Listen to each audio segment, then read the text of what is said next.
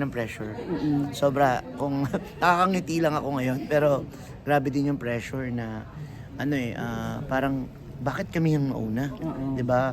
Kasi ang sabi nga sa akin, kapag nauna ka, gagayahin ka na ng iba, gagayahin ka na ng ibang networks, ibang film production, syempre.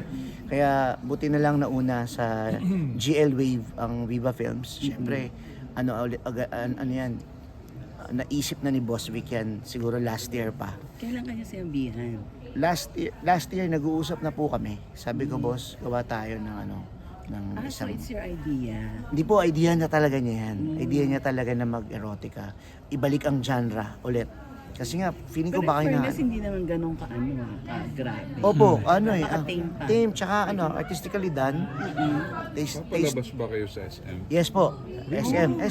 Ay, Surprisingly, ito ganitong version? surprisingly, R18. R18 and R16. R16. Without cut, Ito ito. pinanood Ito, natin. Without cut, wala. Ito ang papalabas lang? Ay, hindi po. May cap. Meron po kaming ng R16. So R16 sa SM. R16 sa SM. Ibang cut talaga yun. Iba ito. Iba kasi Ibang cut dito. din to. Ibang cut din to. Ah, okay. Kailan po ipapalabas? Sabay-sabay po tayo August 7. Pero ang ano po ay sabay-sabay buong nationwide August 7. SM ay R16, ang R18 ay sa non-SM malls, Ayala, Robinsons, Mega World, marami po, yung ibang mga independent. Would you know paano nila na-convince ang SM na magpalabas ng ganito? Sobrang hirap po. kasi Ako before sobrang, sila yung- opo. Pero So, parang, what do you mean now? parang 10 decades ago bago huling nagpalabas 100 years ago? Opo, 20 years ago nagpalabas yata ang huli nagrally pa nga, 'di ba? Yung live show, 'di ba? Ni Direk Joey Reyes, 'di ba? Tapos mula noon hindi na nagpalabas. Oo. Namatay ang genre. So ngayon ito rarabubuhay ulit, bumabalik tayo ulit sa genre. So paano na-convince ang SM? Feeling ko po nangangailangan, no? Baka may pangangailangan, no? May pangangailangan ng cinema. Kayo Yeah. kung special cut yung ipapalabas nyo, R16. Opo, actually mahirap po yung process. Oo. Pero sinunod namin yung proseso. Wala namang bilang, kailangan ganito. Artistically, naman po, nag-compromise naman ang Viva Films para sa lahat ng requirements. Pero ito siguro yung pinaka-todo. Itong napanood nyo ay ito yung todong cut ng unang tikim. Reaction mo direct after na ipalabas ngayong 2 pelikulang to? Naninigas ako dun sa taas eh. Kasi first time ko makita sa big screen. Ngayon ko lang nakita eh. Siyempre ngayon ako nakakita ng malalaking bagay. Pero maganda. Iba pa yun, sa big Iba yung pakiramdam eh. screen. Oo, nasasaktan ako. Tsaka nakakakita ako ng experience ng ibang tao. Naririnig ko kayo.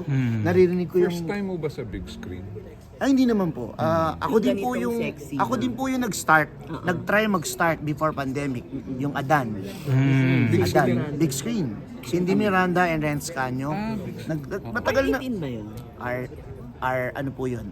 R16 and R13. SM ang R13. Tapos hindi kami lahat kinuha ng SM. At ayaw nga ng SM ng ganitong genre. Pero ngayon, surprisingly, thank you SM. At meron pong R16, makakapanood ng mga 40 high school. Ayan, yan ang inaasahan nating abangan sa August 7. Roman, may real life inspiration ba yung character ni Susan Africa? Nangungutang Sobrang dami kong nakitang ganyang tao na mabait naman sila, natatanggap nila yung mga anak nila.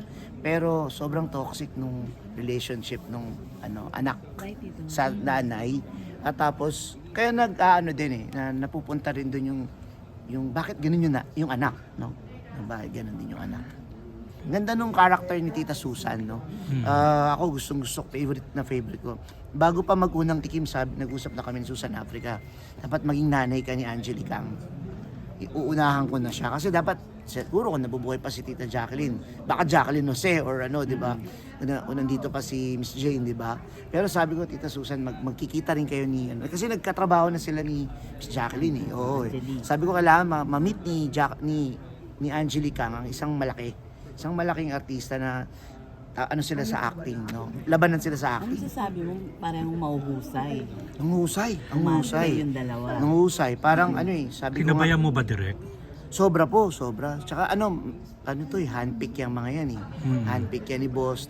Matagal ang proseso, alam niyo na po sa Viva Max. Siguro mga 300,000 ang mga babae ng Viva Max. Hindi, joke lang. Sobrang dami, sobrang dami. Siyempre, bakit silang dalawa? Ang dami namang iba, di ba? Pero baka feeling ko ano to eh, ano na to, destiny na nila to. Hindi ko sinasabing gumagraduate sila. Pero baka ito sila yung best na candidate for the role ng dalawa, si Yuna and Becca. Choice mo silang dalawa. Choice ko silang dalawa. Eh, yung lalaki. Si Matt Francisco ay choice ko, personal. Kasi si Matt Francisco, nakikitaan ko ng husband material eh. Bumagay. Kay, Pogi, mabait naman siya, mayaman naman siya, pero bakit di siya pinili? Anong gano'n eh, di ba? Ano naman siya eh, bago din si Matt Francisco. Pero nakaka-arte rin. Ang nakakaharte din, maayos din ng presentable, no? Mukhang matalino, 'di ba? Ganun yung character. Yun.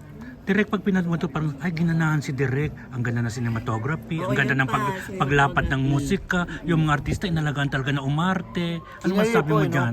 Kinare po namin talaga. Kasi parang, Matagal mo ginawa. matagal din. Isa to sa pinakamatagal kong ginawa. Ano to po ito eh, kinareer. Kasi ang nagsulat nito ay creative ng Viva, si Marian Madawat. First time niya rin nagsulat. Una niyang tikim yun. Tapos hindi akin yung concept. First time na hindi akin ang concept. First time. Lahat ng pelikula ko, akin yung concept eh. Ito ngayon, di sa akin ang concept. Sinabihan lang ako ni Boss Vic na, may gagawin kang GL. Tapos sabi niya, may gagawin kang GL ha. Sige po, okay po ako. Sino artista ko? Nung nalaman ko, na-excite ako kasi hindi ko pa nakakatrabaho yung dalawang sabay. Magkaiwalay. Hindi naman sila nakatrabaho before. Opo, Magkaiwalay. separately. Pero ngayon parang sabay, parang malakas to ha, parang ganun. Minsan nagdi-dream din ako na magsama-sama yung mga magagaling talaga eh. Parang ganun eh. Pero ito yung attempt na medyo sugal eh. Pero ako naniniwala ko, pwede akong sumugal sa dalawa. Yan. Pero totoo ba, Direk, na muntik ng modlot yung tandem na yan? Buntik na muntik, ang galing talaga ni Kuya Roldam.